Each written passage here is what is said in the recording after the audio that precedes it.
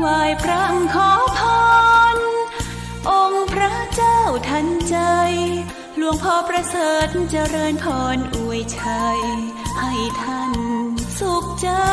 ทั่วกัน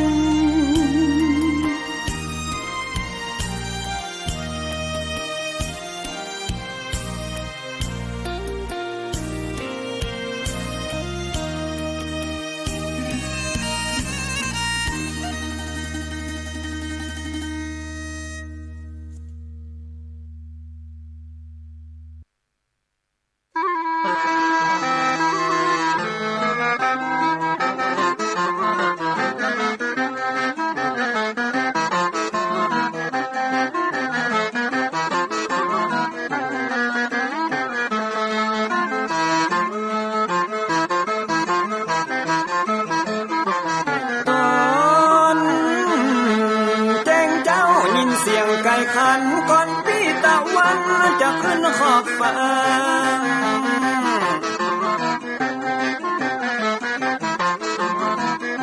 จะหันแสงทองทอแสงเจิดจ้าจัดการล้างหน้าอาบน้ำแต่งตัววันเริ่มต้นใหม่อย่าได้วันกลัวอย่าได้ขุ่นมัวกังวลโศกหอ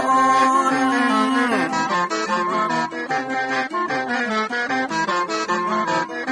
อย่าเอาน้ำขุ่นมาขังคอนอย่าเอาน้ำฮ้อนมาลวงหัวใจฮ้อนอ้วมอารมณ์ขุ่นคองมาตอนรับวันใหม่นี้น้องของได้น้อมเอานำทำคำสอนของพระชินวรประเสริฐเลิศล้ำ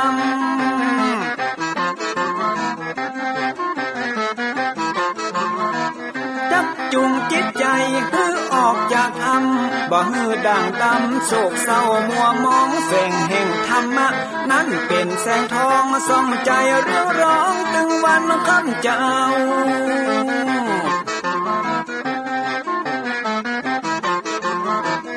เอาศีลมานำเอาธรรมมาเฝ้าเพื่อจิตใจเฮาจุงเย็นฝ่าฟันทุกเห็นต่อไปหน้าจะบ่ไหววันแต่เนิ่นเจิญพี่น้องมาฟังรายการธรรมะเบิกบานตอน6 โมงเจ้า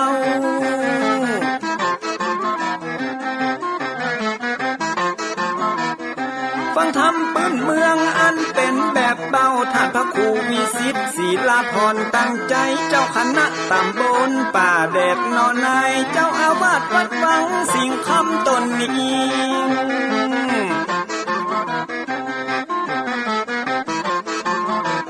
อนุรักษ์ของเก่าล้านนาก่อนกี่คือลูกหลานเฮาตีเกิดมาด้วยกันรักษาของดีเก่าเกือได้อยู่กู้ถิ่นล้านนาฟังทำแล้วของแผ่วจิตใจเหมือนป่าอยู่ในนาทีนั้นนาม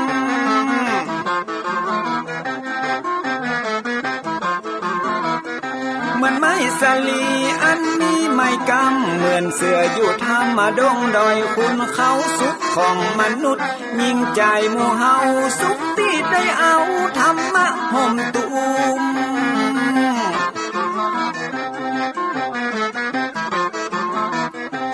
ใจคนใดมีธรรมห่อหุ้มใจคนนั้นจุมใจบ้านมันอยู่วิมานเวียงวังจันแก้วบ่มีในเต้าแล้วน้อง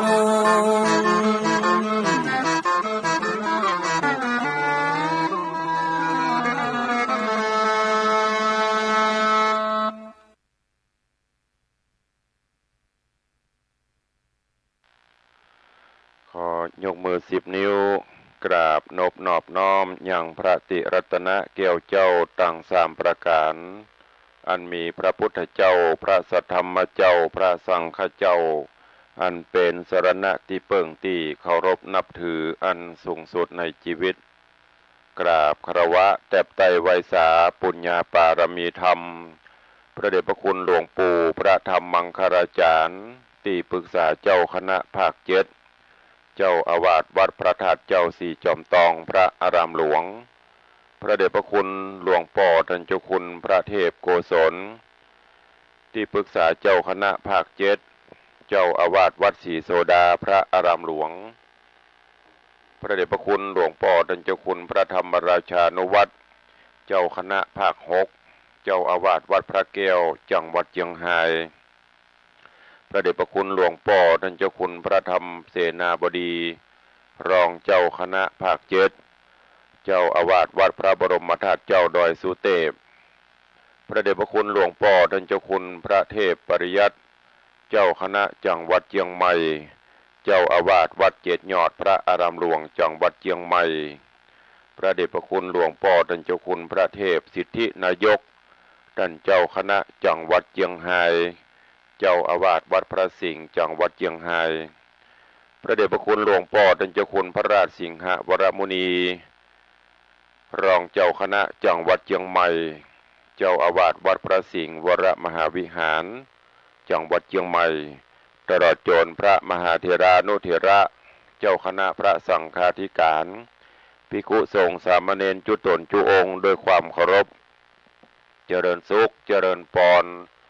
ปอกไม่ออกสถานบุญสันนิบันตันเข้าจุหนุ่มเท่าใจยิงวันนี้ก็ขอน้อมต้อนรับทุกท่านเข้าสู่รายการมรดกธรรมกำเมืองทางสถานีวิทยุกระจายเสียงพระพุทธศาสนาแห่งชาติและสังคมคลื่นเพื่อการศึกษาพระพุทธศาสนาและวัฒนธรรม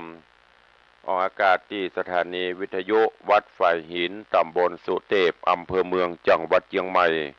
ในระบบคลื่นความถี่ FM 104.50 เมกะเฮิรตซ์สถานีวิทยุวัดหนองกายตำบลสันปะยางอำเภอแม่แตงจังหวัดเชียงใหม่ออกอากาศในระบบคลื่นความถี่ FM 99.75 เมกะเฮิรตซ์สถานีวิทยุ CM77 วิทยุอินเทอร์เน็ตล้านนาออกอากาศในระบบคลื่นความถี่ FM 97.5 เมกะเฮิรตซ์สถานีวิทยุพระพุทธศาสนาจังหวัดเชียงรายออกอากาศในระบบคลื่นความถี่ FM 99.50 เมกะเฮิรตซ์พร้อมนี้ก็มีวิทยุชุมชนเสียงตามสายห่อกระจายข่าวตลอดจนพี่น้องญาติโยมสาธุชนที่รับฟังสัญญาณอยู่ทางอินเทอร์เน็ตรายการนี้ดำเนินโดยอาตมาภาพพระครูวิสิตศรีลาภรณ์เจ้าคณะตำบลป่าแดดเจ้าอาวาสวัดวังสิงห์คำตำบลป่าแดดอำเภอเมืองจังหวัดเชียงใหม่เป็นผู้ดำเนินรายการก็ได้น้อมนำสารธรรมคำสอนแบบพื้นบ้านล้านนาในรายการมรดกธรรมกำเมืองมาพบมาปะญาติโยมสาธุชนเป็นประจำกุวันก็เจริญปอนญาติโยมทั้งหลายตั้งอกตั้งใจสดับรับฟังต่อไปณโอกาสบัดนี้นะโมตัสสะภะคะวะโตอะระหะโตสัมมาสัมพุทธัสสะสัพพะปะปัสสะอาการะนังกุศรัสสุปะสัมปทาสะจิตตะปริโยทะปนังเอตังพุทธานาสาสนันติสาทะโวดูราสัพปุริสะตั้งหลายตั้งหญิงและชายหนุ่มเทามีศรัทธาเก้าเป็นประธานตั้งสายวงวานพี่น้องมิตรเกี่ยวปองหมู่สหายตั้งมีใจภายโจมชื่นน้อมนายืนฟังธรรมจุงดาจอมฟังที่เอาเป็นที่สอนใจดังจักไข่บอกจี้หือแจงทีสัจจังแม่นตัวบอกฟังจุงดักอยู่อย่ากล่าวอูกวนทำอย่าจากกรรมสูบทราบจักเป็นบาปต่อโจร โจมหมู่คนนั่งไกลจักเดือดไม่แก่นใจตั้งบุหรี่ไฟเมียงหมากจุงใดพรากเป็นตระเป็นคราวแปลงใจเงาเตี้ยงมันอย่ากึดดันเถิงการดังลูกหลานหนุ่มเฒ่าพี่น้องเผ่าวงศาอันธรรมเทศนานิโสดฟังแล้วได้ประโยชน์กับตัวโอนคือเป็นมงคลเลิศแล้วปากกราดแกล้วมันภัยจักเป็นปัจจัยส่งยูหือใดอยู่สวัสดีดังพระมุนีที่ไวเทศนาไว้สอนใจว่าปุกละผู้ใดใครถึงสุขพ้นจากทุกข์ในสงสารจุงแปลงใจบานดังต่อปฏิบัติต่อขอบาลีว่าสัพพะปาปัสสะอากาลนังกุศลัสสุเป็นต้นดังนี้ว่ามนุษย์สามวลหมู่อันค้างอยู่ในโลกสงสารจุงเว้นจากการถอยจ้าอย่ากระทำบาปกระนาอันบาปจักมีมาเกิดใดพระพุทธเจ้าบอกไว้จะใครเกิดจากใจเป็นเก้ากาญาเล่าเป็นสองวาจาป้องติดต่อนับเป็นข้อทวนสามก่อนใจบ่งามกระหยาบกระทำบาปหึกหนาได้ฆ่าสัตว์นาน้อยใหญ่ฆ่าเป็ดไก่งัวควายข้ายิงใจบาปกราข้าหมูจ้างมาหมูตังนกหนูใหญ่หน่อยเนี้ยบาปถอยเหลืองแห้งตังหมดดำหมดแดงบอกไว้ใจเอาใบหมวดดำเนี้ยพิษทำหยาบจากันสร้างบาปกรากับตัวจักปามัวเมื่อซ้อยได้ต่ำก้อยเครื่องขีตกอเวจีต่ำไตได้เอาไม่คืนวันและนาแถมประการนึ่งใส่บาปจักเกิดได้มีมาเกิดใจปัดลาบ่อยยานลักของต้านผู้อื่นเอาอันเขาบ่อยยื่นย่อปันใจแห่งมันปั่นบาโลภตี้ป่าจ้าเสียผีพ่องบอดดีลำมอกกะคดหัวออกไปออกโลภตังเตวพ้องใจเลวโหมหีโลภเอาตี้สะทานอันเป็นสะทานนาหมู่พ้องจริงลู่เอาเขตวัดอันเป็นอานัตของสงฆ์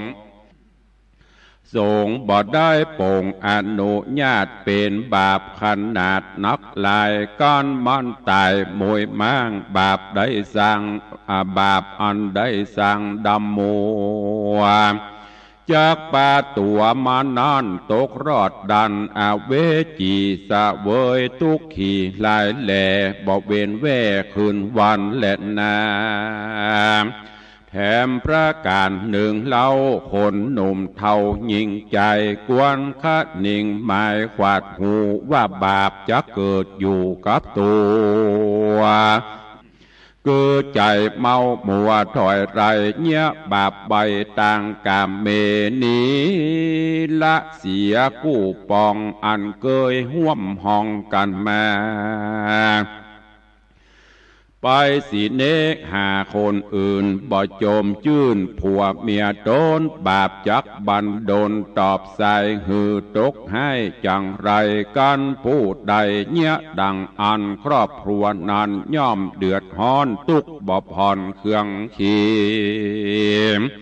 บ่เป็นดีแตกมังได้อย่าห่างกันไปฮือเครื่องใจลำบากป่าตุกยากตัวมาและนาแถ แถมประการหนึ่งเล่าบาปมนเศร้าจะเกิดมาก็ย้อนว่าจะเป็นเหตุดังพระหักเทศนาไว้ว่าสัตว์โลกใต้ทั้งหลายพ่องก็ตายย้อนกรรมปากพ่องก็สุขมากย้อนกรรมจาอันว่ากรรมอู้นี้นาบอดไรมีกุลและโทษใหญ่ใดเสมอกันจักไข่ปันกล่าวอูหือหูข่าวยาวไปว่าการพูดใดบ่สุภาพกล่าวกรรมหยาบกล้าแข่งจากกรรมแห่งตีต่อยเป็นกรรมถอยนาหรือจามุสาแล้วโสดจักมีโตดเต่งตัวได้มองมัวเอาไม้ปาหืดได้เครื่องขี่บ่เป็นดีสักหยาดตุกต้องปาดตัวมาคนจักป่ากันใกล้หรือเบื่อหน่ายจังไรบ่เป็นสหายบ่เป็นสหายมิตรแก้วเบื่อหน่ายแล้วบิดหน้าหนียามเครื่องขี่ยากไรหรือภัยเอาไม่มีมาได้เครื่องกาต่ำก่อยตุกจ่องหวยมาจูภัยบ่อินดูช่วยกำจูช่วยพร่ำขุนนา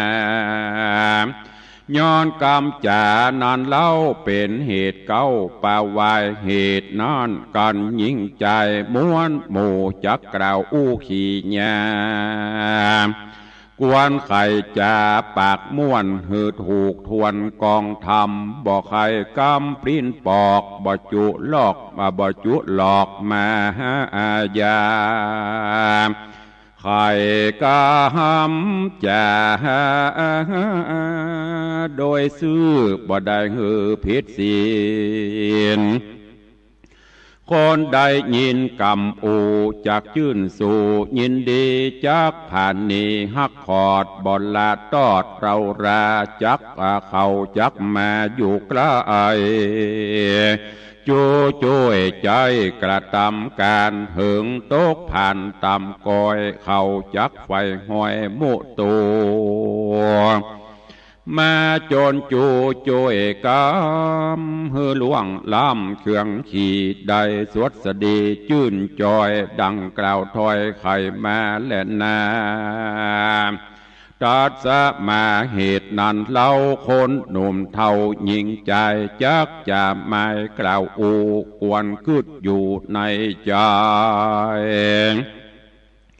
แล้วก้อยไข่ออกปากหือเว้นจากกรรมมุสา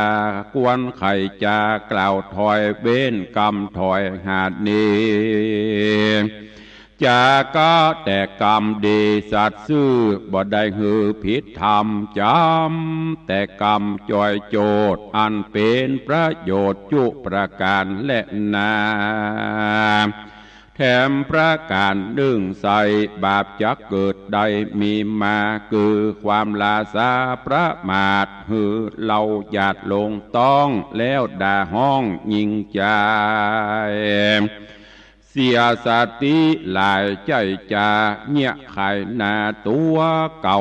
อันว่าน้ำเหล่าสุราการพูดใดนาลื่นสู่มักดื่มอยู่ตึงวานโทษแห่งมันบ่ร้ายคือเป็นพญาติใดกับตัวมักเจ็บหัวเจ็บต้องได้ตุกต้องเครื่องขี่เงินคำมีนันเราก็ไปซื้อเหล้าสุลาปาสองขาพ่อแม่ลูกฮักแก่ใจยิ่งตั้งเป่าปิงเมียมิ่งเดือดฮ้อนยิ่งตัวตามบ่เป็นกองงามแต่ใส่ปาหืดใดวำบายเป็นที่ละอายเปิดหน้าตุกต่ำจ้าตัวมา เป็นบาปนาหลายแหล่เกิดกับแก่ตนตัวป่ามองมัวเอาไม่บ่อนได้เป็นดีแหละนาจัดจะมาเหตุนั้นเล่าคนหนุ่มเท่ายิ่งใจอันนั่งใหญ่มวลหมู่พร้อมแน่อยู่ฟังธรรมจูงจักจำชื่อใบเป็นไม้ไตสอนใจดังบาลีใครแต่ตนติดสืบสนโดยมาว่าสาปะปาปัสสะอากาลานังดังนี้ใครกล่าวจี้เป็นไตว่าฮือเฮานี่ไกลจากบาปอันกระหยาบนานากุศลสุปะสัมปทาจุงมีใจมนัสสาภายแผ่สั่งไว้แต่ตั้งดีบุญกุศลมีอย่าได้ขาดบ่ประมาทยามใดคือมีใจอันใสผ่องแผ้วเป็นดังแก้วประภาหือมีใจนินาเป็นเก้ากาญานันเล่าเป็นขาใจดังว่าได้ไว้ดีลีการใจเฮาดีผาเสดย่อมปะฮือเกิดเจยบานสุขสำราญเจืออื่นจอยบ่ต่ำก้อยเครื่องกาถึงกาญานี่เฮานี่ทุกเสียงปี้บ่ผ่อนบ่ได้ยั้งย่อนการงานแต่ใจเจยบานโจมจืนบ่มีทุกอื่นอันใดมาอยู่ในใจนั้นเราก็ยังสุขเตียงเตาดีลีสุขอันมีพื้นฟ้าบ่ว่าแหล่งลาแดนได้ยักเหมือนสุขใจตัวเก่าบ่มีแต่เล่าในโลกาดังโบราณจากกล่าวอูว่าเถิงกับที่อยู่นั่นใส่ยังอดอยู่ได้นานไปกาบกีดจอมหัวอกหัวใจจากอดอยู่ไปหัวใจบินบ้างจากตายมวยมั่งเป็นไม้และนาตัดสมาเหตุนั้นเล่าพระพุทธเจ้าแห่งเราราได้จะสอนมากล่าวไว้ว่าหือโคนโลกไตยิ่งใจมีใจภายโจมจืนปีติตื่นเจยบานอย่าฮือภัยมันกระยาบมาขนาบใจโดนเป็นตั้งอากุศลหยาบจะพิษจากสินหาดิเลเกิดแต่ต่างดีผาเสดว่ากองอันเลิศสินใสเฮาปฏิบัติไปบ่ถูกต้องการผิดจากจองวินัยกองก็จากป่องเสียใหม่ปฏิบัติไข่เป็นแก่นหือถูกแม่นเป็นจริงมันคืดขันนิงข้ามเจ้าแถมประการเนื่องเล่าอย่าประมาทมีเปลี่ยนบอกขาดต่างบุญฮือตันนุนจะใจสร้างบุญไว้กับตัวเอาเป็นขัวกายหลอดเวียงแก้วยอดเนลปานเป็นนิจการข้ามเจ้าเปลี่ยนละบาปเก่าปังลางเปลี่ยนละวังล้อมไว้บ่ฮือบาปใหม่มีมาเปลี่ยนสะแวงหาจุมือยังบุญใหม่ฮือมีลายบ่อยู่ได้ปังเป่าเปลี่ยนรักษาบุญเก่าแนวไปการพูดใดบ่ประมาทบ่ประมาทมีเปลี่ยนบ่ขาดดังนี้บาทปราดเก่าจี้จะคอยว่าเป็นปัจจัยแผ่กว้างป่าหือเกิดสวัสดีได้สุขีญาตินี้บ่มีตีสงสัยกันกลากลาย ละพรากตายเสียจากเมืองโคนยอมเอาโต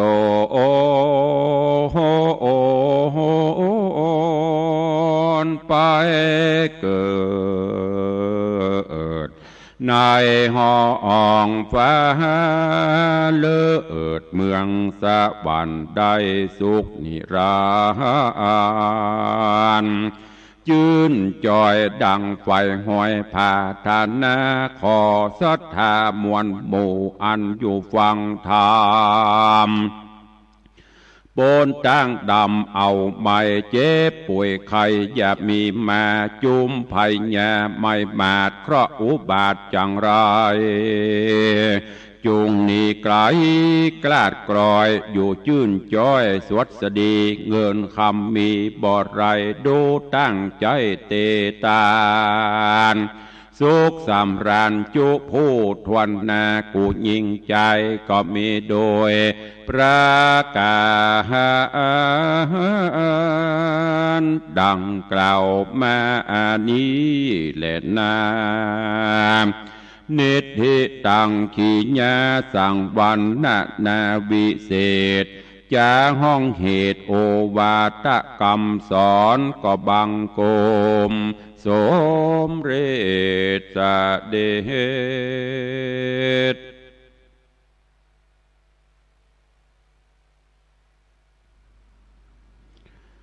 เจ้านี้ก็ได้ฟังพระสัทธรรมเทศนาโอวาทะหรือว่าโอวาทคำสอนขององค์พระจินวรสัมมาสัมพุทธเจ้าที่ได้นำมาเล่ามาเทศน์ให้กับญาติโยมทั้งหลายได้สดับรับฟังกันอันเป็นธรรมก้อมก็จบปริปุณนังไปก็ดังที่ได้กล่าวแต่ต้นแล้วว่าเฮาท่านทั้งหลายอันเป็นชาวพุทธพุทธะแปลว่าผู้รู้ผู้ตื่นผู้เบิกบานตื่นจากการที่เฮาภาวะพะวงที่สร้างกรรมสร้างเวรต่างๆก็ให้เลิกให้ละไปให้ตื่นตัวอยู่เสมอหมั่นสร้างกุศลคุณงามความดีปั่มเปงปารมีทำไว้ดังที่บาลีเปิ้นกล่าวไว้ว่าสัพพะปาปัสสะอาการนังกุศลสูปสัมปทาสจิตตปริโยทะปนังอันนี้เป็นโอวาทปาติโมกข์ที่พระพุทธเจ้าได้ตรัสไว้ก็หมายถึงละเว้นจากความชั่วอกุศลกรรมทั้งหลายทั้งปวงมันสร้างกุศลคุณงามความดีปั้มเป่งปารมีธรรมไว้กับตนกับตัวและทำจิตใจให้หมดจดผ่องใสบ่ให้ได้ขุ่นมัวโดยเอาศีลเอาธรรมคำสอนขององค์พระสัมมาสัมพุทธเจ้ามาเป็นแนวต่างในการประพฤติปฏิบัติและโดยเฉพาะศีลข้อวัดปฏิบัติเบื้องต้นก็คือศีล5 ข้อที่ได้เน้น ได้นำมามาจามาบอกอยู่ตลอดถ้าหากว่าเฮามีศีลมีธรรมโดยเฉพาะศีล5 ข้อเหมือนกันกูบ้านกูจองกูคนกูคู่นั่นโลกเฮาก็จะน่าอยู่สังคมเฮาก็จะน่าอยู่บ้านจองเฮาก็จะบ่มีขโมยขโจรความจี้ปล้นความชกชิงบิ่งลาวฆ่าฟันบั่นแตงกันก็จะบ่มีถ้ามีศีลมีธรรมแต่ปัจจุบันนี้ศีลธรรมต่างๆถามว่าหายก่อศีลธรรมบ่ได้หายไปที่ไหน2,500 กว่าปีที่แล้วมาถึงบัดนี้เป็นจะได้ศีลธรรมก็มีเหมือนนั้นเหมือนเดิมแต่ที่ห่างหายไปคือคนเฮาต่างหากเหินห่างหายจากศีลจากธรรมสังเกตได้ในปัจจุบันนี้โลกเฮาเจริญในด้านวัตถุสิ่งอำนวยความสะดวกเข้ามามีนักแต่ว่าจิตใจไม่ได้เจริญไปตัวซ้ำหายทำให้คนหันแก่ตัวทำให้คนมีความโลภโมโทสันกันนักขึ้นสังคมก็เลยแปรปรวนเปลี่ยนแปลงไปเพราะคนได้เหินห่างจากศีลจากธรรมแล้วปากันไปเมาว่าศีลธรรมเสื่อมศีลธรรมบ่เสื่อมศีลธรรมอยู่ประจ แม้แต่หลักธรรมคำสอนของพระพุทธเจ้าไผ่ผู้ใดจะไปไปแก้ไขก็ตึงบ่ได้ศีลห้าในอดีตเป็นจะได้ปัจจุบันนี้ก็เป็นเช่นนั้นแต่เฮาท่านทั้งหลายต่างหากตีไปป้าเอาตนตัวไปหลงในวัตถุนิยมจนเกินไปศีลธรรมก็เลยบ่ค่อยเข้าถึงจิตถึงใจลองพ่อประเดี๋ยวนี้โลกมันเจริญในด้านวัตถุแม้กระทั่งไปกินข้าวกินอาหารตามร้านประเดี๋ยวนี้เปิ่นเป็นมีแผวหุ่นยนต์บุรหรอหุ่นยนต์ไปเสิร์ฟอาหารแม้กระทั่งไถนาก็อยู่บ้านเพชรไถก็ได้บางท่านอีป่อยไม่เอาตู้ลุงนี้ว่าไปเลยอยู่บ้านไถนาถ้าไผ่ตีตามข่าวสารประเดี๋ยวเปิ้นผลิตได้แล้วนะเอาคอมพิวเตอร์เอาเครื่องอิเล็กทรอนิกส์ต่างๆไปใส่ในจอในคอมเอาไปติดในรถไถใจบังคับเหมือนไปเล่นรถบินเนี่ยอยู่ที่บ้านเพี่ นอนพอจอไถจะได้ก็ได้เนี่ยโลกมันเจริญยิ่งเจริญขึ้นจิตใจคนก็ยิ่งต่ำลงต่ำลงความหันแก่ตัวก็นักขึ้นหันเปิ้นมีก็ใครได้หันเปิ้นขี้ไล่กับปากันดูแควนแบ่งพักแบ่งพวกบ่มีจิตใจโอบอ้อมอารีละหันคนทุกข์คนยากเมื่อก่อนนั่นเปิ้นหันคนที่เปิ้นมาขอทานเปิ้นก็ช่วยไปใส่ไป25-50 บาท2 บาทก็เป็นหยังบัดเดี๋ยวนี้จะใส่เข้าไปกืดไปสปะหรอโอ้มันบัลลังโรยกะบ้านมันบัลลังใหญ่โตกะกืดไปปุ่นเลยบ่ใส่เมื่อบ่ใส่คนที่เปิ้นทุกข์ยากแท้ๆก็เดือดร้อนไปกฎหมายก็ไปห้ามไปยังไปเหียบ่ฮือไปขอทานทั้งที่บางครั้งความจำเป็นมันก็มีหรือแม้กระทั่งปัจจุบันนี่กับเมื่อก่อนนี่มีกรรมเปิ้นกล่าวไว้ว่าบ่นับตุพระฮือนับผ้าเหลืองบ่นับต่อเฟืองฮือนับเม็ดข้าวหันตุเจ้าและนุ่งเหลืองเปิ้นจะไหว้หมดแต่ก็จ้างป้อมก็จ้างก็ไหว้ไปปัจจุบันนี้ต้องคัดกรองล่ะหันตุเจ้าแต่ก็บ่ไหว้ป้อมก็ซ้ำหายญาติโยมทั้งหลายถ้าเฮามองแห่งอย่างหนึ่งจิตใจเฮาเป็นบุญนี่นะบุญคืออะไรอย่างบุญคือความสุขใจตุเจ้าตุลุงครูบาอาจารย์ได้เน้นอยู่เสมอบอกอยู่เสมอว่าบุญคือความสุขใจสิ่งใดก็ตามที่เฮาทำลงไปแล้วเฮาสุขใจเฮามีความสุขภัยบ่สุขเฮาสุขภัยบ่ดีใจเฮาดีใจอันนั้นแหละทำเตอะช่วยเหลือคนทุกข์คนยากมันจะโรยบ่โรยจังมันหันเปิ้นนั่งขอทานถ้าเฮามีใจเนอะอันนี้อู้ถึงเฮามีใจนะหยอดลงไปบาทกะ2 บาทกะส่วนมันจะเอาไปซื้อเหล้าซื้อเบียร์ซื้ออย่างอันนั้นเป็นเรื่องของมันเตอะบ่ต้องไปกึดลักกึดเลิกกึดเด็กถ้าอย่าอันสังคมอยู่บ่ได้คนก็ไปช่วยต่างคนต่างอยู่อย่างปัจจุบันเนี้ยหันตุเจ้าบิณฑบาตก็เหมือนกันเมื่อหันไปเลี้ยงไส้ไปเตอะมันจะไปเลี้ยงลูกเลี้ยงเมียมันจะไปเลี้ยงอะไรอย่างก็สุดแล้วแต่มันเพื่อทำใจจะอีเตอะญาติโยมทั้งหลายเพราะว่าเฮาใส่ไปแล้วข้าวนี้แกงนี้สตางค์นี้ค่าหิหามาด้วยความอุตสาหะวิริยะซื่อสัตย์สุจริตของข้าพเจ้าเนอะด้วยเหือด้วยไข่ของข้าพเจ้าบ่ได้ไปลักบ่ได้ไปโจกของไผมาข้าพเจ้าขอตั้งจิตอธิษฐานทำบุญนี้เนอะไปฮื้อป่อฮื้อแม่ครูบาอาจารย์หรือไว้ไปหน้าฮื้อเจ้ากรรมในเวรก็ว่าไปแล้วก็ใส่ไปถามว่าเฮาสุขใจก็ขณะที่เฮาย่อนลงไปนั่นตุเจ้าแต่ก็จ้างปลอมก็จ้างมัญญถาสปีไปบุญเกิดขึ้นแล้วลูกโอ้อิ่มอกอิ่มใจวันนี้ได้ทานส่วนผลที่มันจะตามมามันจะเอาไปขายมันจะเอาไปตามเรื่องมันอันนี้ต่างคนก็ต่างไปพะวงขมดเอาเข้าเลยบ่ใครใส่บาตรหยัดปกเลยบ่ใครทำบุญสูญทานจิตใจมันจะว่าสูงกว่าบิใจอันนี้แหละเป็นเหตุผลที่เกิดขึ้นในสังคมเฮาปัจจุบันนี้ก็เริ่มฝากไว้เนอะกับญาติโยมทั้งหลายอันยังก็ตามที่เฮาทำ ถ้าคิดมันเป็นสิ่งดีเนอะจะทำในสิ่งที่บดีนะทำในสิ่งที่ดีทำได้เฮามีความสุขทำไปเถอะไม่ต้องไปภาวะพะวงจะเป็นอย่างอื่นอย่างนั้นอันนี้ก็ฝากไว้มีความอบอ้อมอารีมีจิตใจกำอู้กำจาวจีไพเราะอู้ม่วนจาวานจิตใจเบิกบานมันกินมันทานไปบุญกุศลจะได้สนองตอบเฮาบ่จากระเวยถ้าหากว่ามันยังบ่ตอบสนองเตื้อก็แสดงว่ากรรมเวรเฮายังบ่เสี่ยงกรรมเฮามีนัก ในจัดแล้วเขาอาจจะได้สร้างไว้หลายปีนี้เกิดจัดนี้เขาก็สร้างบุญไปมันจะได้ลบล้างกันไปเนอะยิ่งสถานการณ์ปัจจุบันนี้พระพุทธศาสนาก็โครงเคร่งมีกระเรื่องกระดาวก็ฝากไว้กับญาติโยมอีป่อยแม่เขาตัวข่าวอย่างออกไปบอกว่าตั้ง ตุเจ้าพระเนนตั้งอย่างก็คิดพิจารณาเอาจะไปตัวกระแสจะไปฟังแม่ไปเลยฟังหูไว้หูคิดพิจารณาให้ดีถ้าจะอ่านเขาจะเข้าต่างเปิ่นมด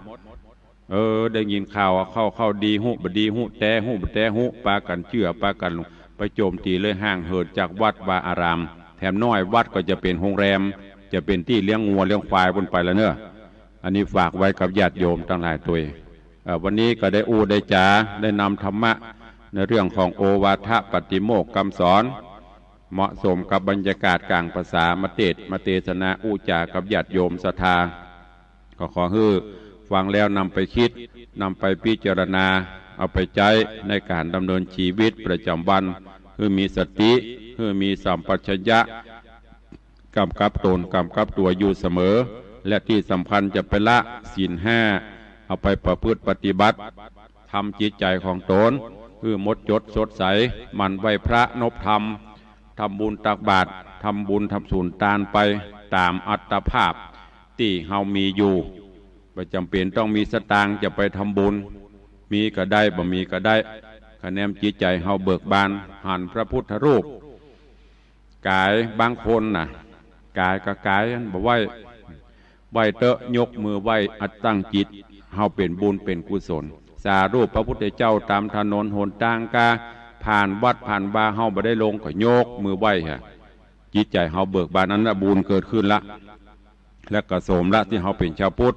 ไม่ใช่หันพระเจ้านั่งโกงกกับกายฮะหันตุ้ยเจ้ากับกายฮะบ่ไหวบ่อย่างอันนั้นเป็นปุตสีแลนปุตบะแตปุตตามสำเนาทะเบียนบ้านอย่างประเดี๋ยวนี้มีเปลือก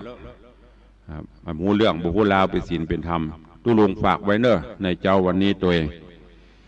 ก็หวังว่าคงจะเป็นสาระคติธรรมที่ศรัทธาจะได้น้อมนำไปประพฤติปฏิบัติในการดำเนินชีวิตประจำวันวันนี้ก็เวลายังพอมีอยู่ก็ขอเมตตาอนุญาตกล่าวประชาสัมพันธ์เนอะข่าวสารงานบุญกุศลของต่างวัดวังสิงคำที่จะมีขึ้นแต่ก่อนจะกล่าวถึงวัดวังสิงคำก็ขอเชิญชวนญาติโยมศรัทธาครูบาอาจารย์พ้นฝากข่าวมาต่างวัดศรีโสดาของพระเดชพระคุณหลวงพ่อในเมตตาบารมีธรรมของหลวงพ่อดัญเจ้าคุณพระเทพโกศลภาษานี้มีพระสงฆ์องค์ขเนนองค์ขเจ้าพระสงฆ์องค์เนนจำวัดจำวาที่วัดศรีโสดาก็ประมาณ 400-500 รูปในการนี้ก็เจริญปอนญาติโยมเนอะท่านใดมีเจตนาใครไปร่วมถวายเพลถวายการน้ำกับไฟทำนุบำรุงวัดก็เจริญปอนเจิญได้แล้วก็ต่างหลวงพ่อได้สร้างหอพระไตรปิฎกหรือว่าหอธรรมเพื่อที่จะได้เก็บธรรมนำธรรมคำสอนไว้ต่างร่วมก็จะเป็นที่จัดนิทรรศการต่างๆเจริญปอนเนอะไปห่วมกินห่วมทานห่วมสร้างกุศลกับพระเดชพระคุณหลวงพ่อท่านเจ้าคุณพระเทพโกศลที่วัดศรีโสดาโดยจะเป็นวันเกิดวันอย่างก็ไปได้ตลอดเวลาเนอะแล้วก็ต่างวัดหนองกายตำบลสันปะยางอำเภอแม่แตงจังหวัดเชียงใหม่พระเดชพระคุณท่านผอ.หรือว่าผู้อำนวยการสถานีท่านเจ้าอาจารย์ตุปีพระประหลัดประเสริฐหรือตุปีเสิร์ชเฮาท่านเจ้าก็ได้สร้างวัดวาอารามถาวรวัตถุเสนาสนะต่างๆหลายอย่างในวัดหนองกายปรับปรุงพัฒนาวัดและที่สำคัญประเดี๋ยวนี้ได้สร้างอุโบสถทรงเจดีย์พุทธคยาก็ใจงบประมาณนักอยู่แล้วก็เสร็จไปประมาณ 50% 60%เจริญปอนอีพ่ออีแม่ญาติโยมเนอะขึ้นไปตั้งเหนือก็ไปแวะทำบุญไปแวะสนทนาเยี่ยมเยือนที่วัดหนองกายไปแอวพอสถานีวิทยุท่านเจ้านี่เกี่ยวกับสถานีวิทยุในเต็มร้อยเกินร้อยมี 2-3 คลื่นแล้วก็กิจกรรมบุญต่างๆที่เพิ่นทำก็มีนักเจิญเนอะไปห่วมกินห่วมทานห่วมสร้างปารมีธรรมกับท่านเจ้าอาจารย์พระประหลัดประเสริฐหรือตุปีเสิร์ชผู้อำนวยการสถานีวัดหนองกายเฮาตัวเอง วกล่องมาตั้งใต้กติวัดฝ่ายหินวัดฝ่ายหินก็เช่นเดียวกันมีพระสงฆ์อยู่ในการปกครองอยู่ในความดูแลในเมตตาของหลวงพ่อท่านพระครูปริยัติยานุศาสตร์รองเจ้าคณะอำเภอเมืองเชียงใหม่เจ้าอาวาสวัดฝ่ายหินแล้วก็เป็นรองเจ้าคณะอำเภอฝ่ายการเผยแพร่หลวงพ่อเป็นผู้เจ้าหลวงวัดฝ่ายหินร่วมกับท่านอาจารย์เจ้าพระครูสมุวิสุวัตวรกิโจท่านผู้อำนวยการสถานี 104.50 ของวัดฝ่ายหินที่ได้ยินแจ้วต่ำในละแวกเวียงเชียงใหม่เฮานี่นะก็เพิ่นก็มีการพัฒนาถาวรวัตถุหลายสิ่งหลายอย่างจะเจริญปอนเนอไปห่วมกินห่วมทานห่วมสร้างปารมีกับท่านเจ้าที่วัดฝ่ายหินตัวไปเยี่ยมไปเยือนไผที่ได้ยินเทปได้ยินตุลุงเตดเย่าใครฟังใครได้ไปไว้บ้านไปขอเอาได้ไปปูจาเอาจะไปขอไปปูจาเอาได้ที่ท่านเจ้าอาจารย์พระครูสมุวิสุวัตที่สถานีเนอะทำกู้เรื่องจะมีหั่นมดท่านเจ้าบันทึกไว้ไม่ต้องถามที่ตุลุงบ่มีที่ท่านเจ้าพระครูสมุวิสุวัตเพิ่นจะบันทึกทุกตอนทุกเรื่องไปปูจาเอาได้หรือใครได้ก็โทรไปบอกเขาเปิ่นโอ้ใครได้เรื่องนั้นเนอะขออัดก๊อปปี้ฮื้ออีแม่ฮื้ออีป่อกำเปิ่นก็จะทำฮื้ออันนี้ก็แจ้งให้ทุกท่านตัวเองวันนี้เวลาหมดเวลาขอนำรายการจากญาติโยมไปก่อนเนาะก่อยปบก่อยปะกันในตอนต่อไปวันนี้อยู่ดีมีสุขเหมือนกันจุตนจุองค์จุผู้จุคนเนอะจตารโรธรรมาวัตันติ